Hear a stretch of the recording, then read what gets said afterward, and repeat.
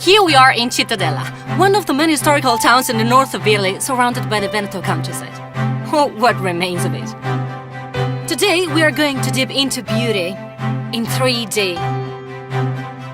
Follow your senses and let me and my friends be your guide through this adventure.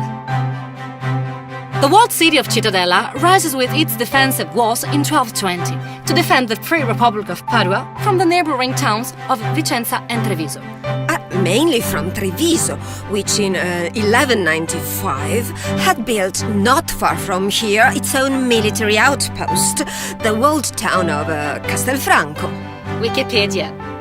Well, those ramparts form an oval shape roughly 1.5 kilometers long. It took only 2 years to build them. These ramparts don't have any foundations, but incredibly enough, they're still standing.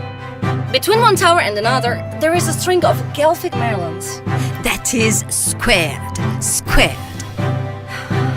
In the background, you can see Porta Vicenza. Here we are at the Bassanese Gates. There are only 4 gates around Cittadella, and these ones are the biggest and the strongest, because they had to defend the town against major dangers. And they managed. Thanks to the highest of the 4 towers, 30 meters high, and 5 sets of arched gates defended by portcullises. Together with the big external moat, like any respectful castle, there was also an internal moat for double protection. Basically, this was a fortress inside a fortress. And that's why the captain of the guard used to live here. This is the yard in front of the captain's house. Here, like anywhere else in Cittadella, you can see frescoes from different ages. But weren't the merlons squared? True, but they were restored in the 19th century. And in that romantic age, swallow-tailed merlons looked much more medieval than the original ones. That is the Carraresi coat of arms. In the 14th century, they were the lords of Cittadella and Padua. Their interpretation have been given to the vegan that it was an allegory of the good government, for example. With the 4 wheels to represent the cardinal virtues: justice, prudence, fortitude and temperance. But there's also another gossipy story. Just an urban myth, probably. Once upon a time, there was a German emperor. One day, the emperor's daughter ran away with her lover. The two ended up in a faraway wood in Monselice, where they built their love nest. Because of its beauty, it was called Casa Rara, rare house, which later became Carrara. This is the medieval church of the Torresino, and that is the tower commissioned in 1251 by the tyrant Ezzelino da Romano, the Tower of Malta. What does this have to do with the Malta Island now? Nothing at all.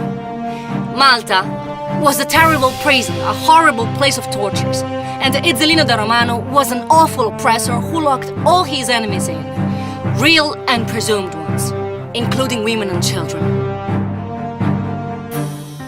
From the top of the Tower of Malta, the view is really suggestive. They say that Cittadella, with its walls, is one of the best preserved medieval military fortresses in Europe, and maybe in the world. Well, apart from the Great Wall of China. Absolutely true. Just think, Elena, that the ramparts are 1,460 meters long, whereas the nearby walled city of Castelfranco, its enemy, has a perimeter of only 930 meters. And apart from a breach and a few gaps here and there, the walls are still intact. They form a ring which is 14 meters high and over 2 meters thick, with no foundations. An engineering masterpiece. Way ahead, those ancients. Yeah. Consider that the earthworks that reinforce the walls all around were built by recycling the earth dug out for the moat.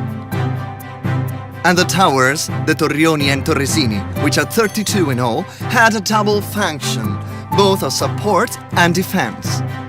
Elena, look at Cittadella from above. Do you know the reason why it's oval-shaped?